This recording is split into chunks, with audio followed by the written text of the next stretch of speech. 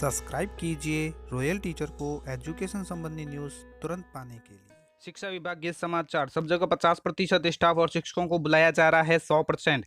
Corona काल में दिव्यांग के लिए लगेगी ऑनलाइन कक्षा। प्रोबेशन पीरियड में कर दिए हैं 24 लेक्चरर के तबादले। संगठनों ने सरकार को घेरा। स्कूली शिक्षा के बाहर हुए बच्चों के लिए प्रबंध पोर्टल हुआ शुरू। जी हाँ दोस्तों, बात करते हैं आज के शिक्षा विभाग के समाचार की। बात करते हैं पहली खबर की। तो सब जगह 50% स्टाफ और शिक्षकों को बुलाया जा रहा है 100%।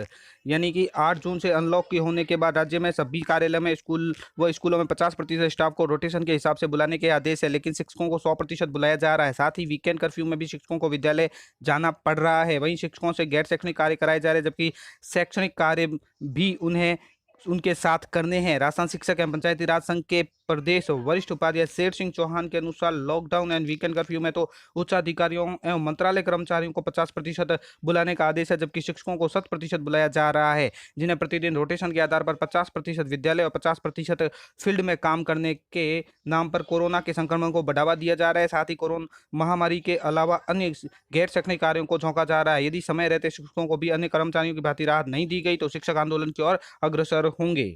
बात करें अगली खबर की। तो स्कूली शिक्षा से बाहर हुए बच्चों के लिए प्रबंध पोर्टल हुआ शुरू। केंद्रीय शिक्षा मंत्रालय कोरोना महामारी व दूसरे कारणों से स्कूली शिक्षा से बाहर हो गए बच्चों को वापस इस व्यवस्था से जोड़ने के लिए ऑनलाइन मॉडल प्रबंध पोर्टल की शुरुआत की है। इसकी मदद से 6 से 14 आयु वर्ग के बच्चों के लिए स्कूलों में आयु उपयुक्त प्रवेश की सुविधा दी जाएगी। मंत्रालय ने बयान कर शुक्रवार को बताया कि प्रबंध पोर्टल के जरिए हम ऐसे बच्चों को जानकारी बेहतर तरीके से इकट्ठा कर पाएंगे और बच्चों को स्कूली शिक्षा से जोड़ने में सफल होंगे। साथ ही हमने पहली बार 21-22 में 16 से 18 वर्ष के आर्थिक रूप से कमजोर वर्ग के बच्चों के लिए वित्तीय सहायता का प्रावधान भी किया है, जिसे इससे जो बच्चे इस उम्र में शिक्षा व्यवस्था से बाहर हो गए हैं उन्हें भी अपने ओपन लर्निंग डिस्टेंस लर्निंग की मदद से अपनी शिक्षा पूर्ण करने का मौका मिल सकेगा।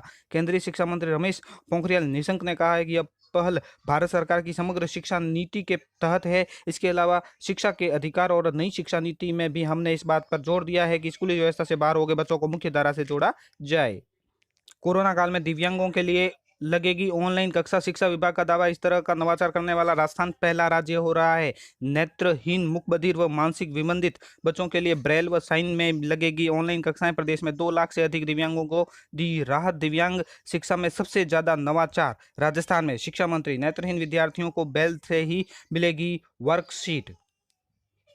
बात करें अगली खबर की। तो प्रोबेशन पीरियड में कर दिए 24 लेक्चरर के तबादले। संगठनों ने सरकार को घेरा। आरोप। 16,000 सेकंड ग्रेड शिक्षकों से ऑनलाइन आवेदन लेने के बाद भी नहीं दिया है मौका।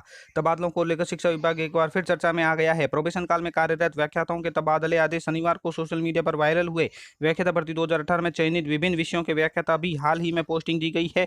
इनमें से 2 दर्जन लेक्चर का तबादला आदेश परिवेदना निस्तारण के नाम पर जारी कर दिए गए हैं। इन आदेशों के जारी होने के बाद शिक्षक संगठनों ने सरकार की कार्यशैली पर सवाल खड़े किए हैं। शिक्षक नेताओं का कहना है कि राज्य सरकार तबादलों में के रूप में एक रूपता रखनी चाहिए। यदि तबादला करना है तो सभी शिक्षकों से ऑनलाइन आवेदन लेकर उन्हें राहत दी जानी चाहिए। परिवेदना निस्तारण के नाम पर कुछ शिक्षकों को राहत देना न्यायोचित नहीं है। हालांकि परिवेदना निस्तारण के नाम पर तबादलों का सिलसिला शिक्षा विभाग में नया नहीं है। पूर्व में भी इस तरह के आदेश जारी हो रहे हैं। उधर इन आदेशों से सेकंड ग्रेड शिक्षक भी नाराज है। सेकंड ग्रेड शिक्षकों के तबादले पिछले 2 साल से नहीं हो पा रहे हैं। पिछले साल सेकंड ग्रेड शिक्षकों से तबादले के लिए ऑनलाइन आवेदन लिए गए थे, लेकिन चुनाव आचार संहिता लगने के कारण सिर्फ सीकर जिले में ही कुछ सेकंड ग्रेड शिक्षकों के तबादले हुए। शेष किसी के भी स्थानांतरण नहीं किए गए थे। तबादलों को लेकर करीब 16,000 शिक्षकों ने अर्जी शिक्षा निदेशालय को दे रखी है। क्या कहना है मोहन सियाग, प्रदेश शिक्षक संघ रसमाला। राज्य सरकार तबादलों में एक रूपता रखनी चाहिए। स्थानांतरण ऑनलाइन आवेदन लेकर करने चाहिए। इसी प्रकार श्रवण पुरोहित, प्रदेश मंत्री शिक्षक संघ शेखावत का कहना है कि सेकंड ग्रेड शिक्षकों के तबादले ऑनलाइन आवेदन लेने के बाद भी नहीं हुए हैं। राज्य सरकार को चाहिए कि जल्द से जल्द सेकंड ग्रेड शिक्षकों के तबादले किए जाए। बात करें अगली खबर की। तो प्रदेश में 21 लाख छात्रों ने परीक्षा फॉर्म के 130 करोड़ रुपए दिए, परीक्षा नहीं हुई। पेपर पेरेंट्स वापस मांग रहे हैं फीस। बोर्ड बोला हमारा खर्च हुआ है, नहीं लौटाएंगे। अभिभावकों पर दोहरी मार। पिछले साल स्कूल बंद रहे फिर भी फीस चुकानी पड़ी। कोरोना की दूसरी लहर में बच्चों को सुरक्षित रखने के लिए सरकार ने बोर्ड परीक्षाएं तो निरस्त कर दी है, लेकिन अब फीस को लेकर सवाल उठने लगे हैं। अभिभावकों का कहना है कि बोर्ड ने परीक्षा फीस नहीं लौटाई तो हम कोर्ट जाएंगे। यहाँ दे रखा है एक और खबर के बाद में, बोर्ड ने यदि फीस नहीं लौटाई तो कोर्ट जाएंगे स्कूल एसोसिएशन।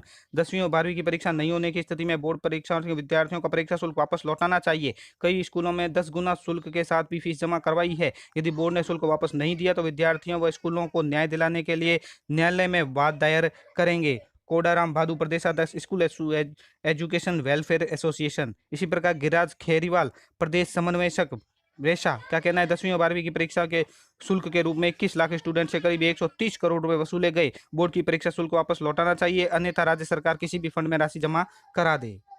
गहलोत सरकार की बड़ी सौगात, अनाथ बच्चों को नाबालिग होने पर हर माह 2500 रुपए एक मुश्त मिलेंगे, 5 लाख रुपए। कॉलेजों में फाइनल ईयर की परीक्षा होना तय, फर्स्ट और सेकेंड ईयर के स्टूडेंट होंगे प्रमोट। कमेटी ने अपने सुझावों के साथ अनुशंसाएं सौंपी, राज्य सरकार जल्द लेगी फैसला। तो साथियों, ये थे कुछ मुख्य मुख्य आज के समाचार। वीडियो अच्छी लगे तो जरूर लाइक शेयर और सब्सक्राइब कीजिए। पास में आने वाले घंटी के बटन को जरूर दबाएं एजुकेशन संबंधी न्यूज़ तुरंत पाने के लिए।